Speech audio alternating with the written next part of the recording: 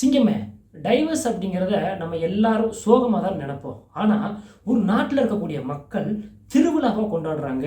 அதுக்கு விருந்தென்ன, ஆடலும் பாடலும் என்ன, இந்த மாதிரி ரொம்ப ஒரு ஆர்வமாகவும் மகிழ்ச்சியோடும் அந்த ஃபங்க்ஷனை கொண்டாடிக்கிட்டு இருக்கிறாங்க. அது எந்த நாடு அப்படின்னு பார்த்தா மௌரித்தேனியா அப்படிங்கிற நாடு.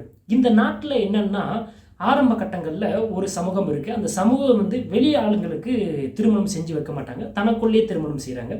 அப்படி இருக்கும் பொழுது இப்போ விவாகரத்து ஆயிடுச்சு அப்படின்னா, ஏன்னா அவங்க ரொம்ப சின்ன வயசுலேயே திருமணம் பண்ணிடுவாங்களாம்.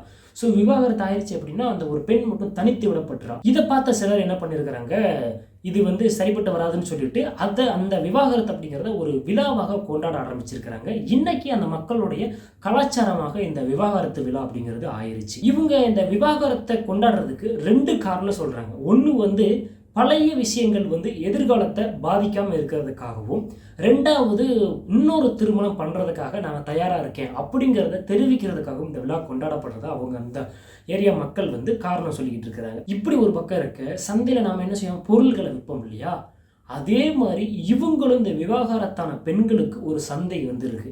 அந்த சந்தையில் என்ன பண்ணுறாங்க, விவாகரத்து செய்யப்பட்ட அந்த கணவர்கிட்ட வாங்கின பொருட்கள் அதெல்லாம் இருக்கு இல்லையா, அதை கொண்டு அந்த சந்தையில் வச்சு அதை விற்கிறாங்க. அப்படி அவங்க அதை விற்கும் பொழுது அவங்க ஒரு புதுசாக இன்னொரு கல்யாணம் முடிக்கிறதுக்கு தயாராக இருக்கிறாங்க அப்படிங்கிற மாதிரியும் இந்த பொருட்களை விற்கிறாங்க.